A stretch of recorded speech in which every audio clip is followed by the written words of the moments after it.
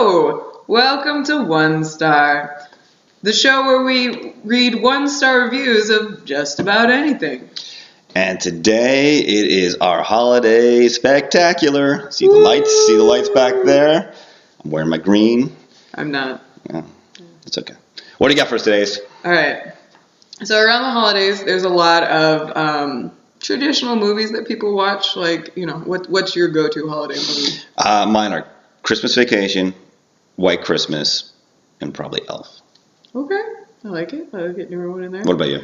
I like Muppets Christmas Carol. Okay. I like just anything with the Muppets.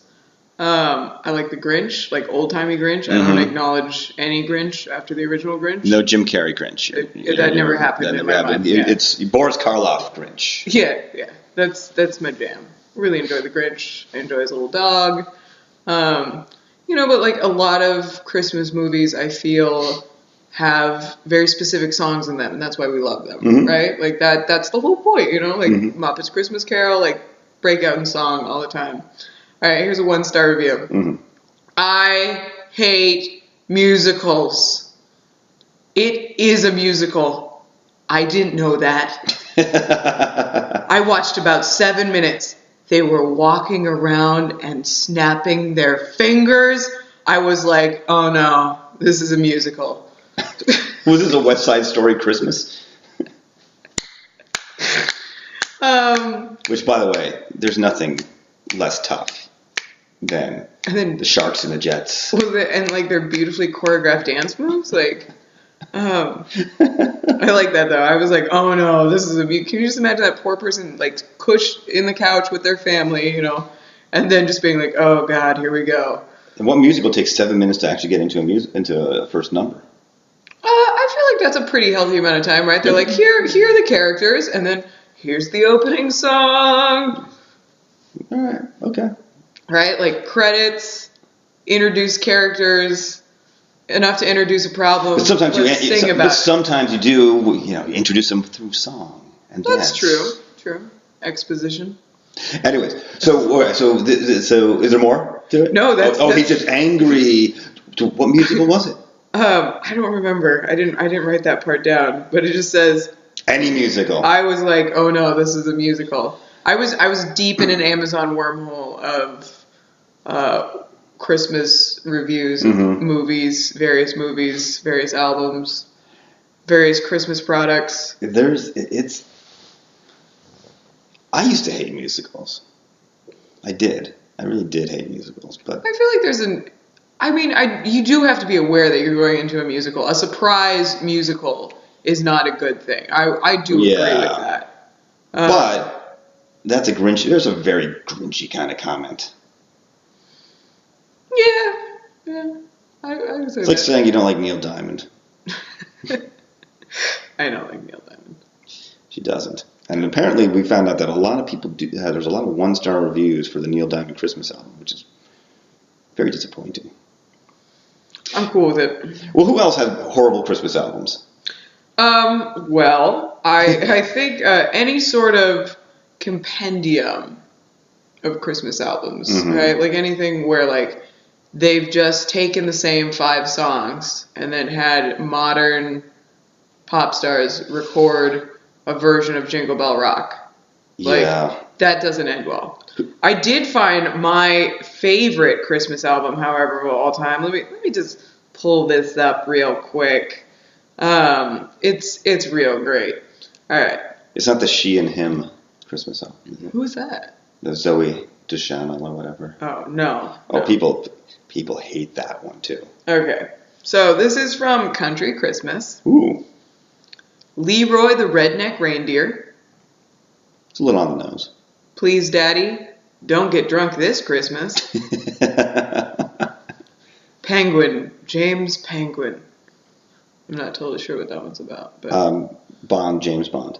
Yeah, I know, but the song doesn't really make a lot of sense. I guess penguins are in the cold. They shined up Rudolph's nose. All right. East Tennessee Christmas. All right, we're doing good. Redneck Christmas. Here comes Bubba Claus. Daddy's on parole this Christmas. Yeehaw, ho, ho, ho. Oh, Christmas tree. Wait, I don't even want to know, but is that just a straight rendition of it? I mean, yeah, it was pretty. So it's like, here comes Bubba Claus, and then it was just like, oh, Christmas tree. It's a very sudden shift. Yeah. All right, so remember, we had Leroy the Redneck Reindeer, right. And I'm assuming this has to be somehow his cousin. There's also Leroy the Snowman. Is Leroy a big redneck name? I mean, like, if you were like, Leroy got arrested in the trailer park, like, I wouldn't have a problem believing that. You know, if you were like, Gustav was arrested in the trailer park, I would be like, you know. Like, what was he doing? Yeah. I feel like Leroy lends itself to that, yeah. All right. Probably in his tidy whities. Oh, yeah. White Trash Christmas, Up on the Trailer Top. Oh. Blue Camo Christmas. Blue Camo Christmas. Joy to the World. Please have Silent Night in there somewhere. Did you hear what I heard?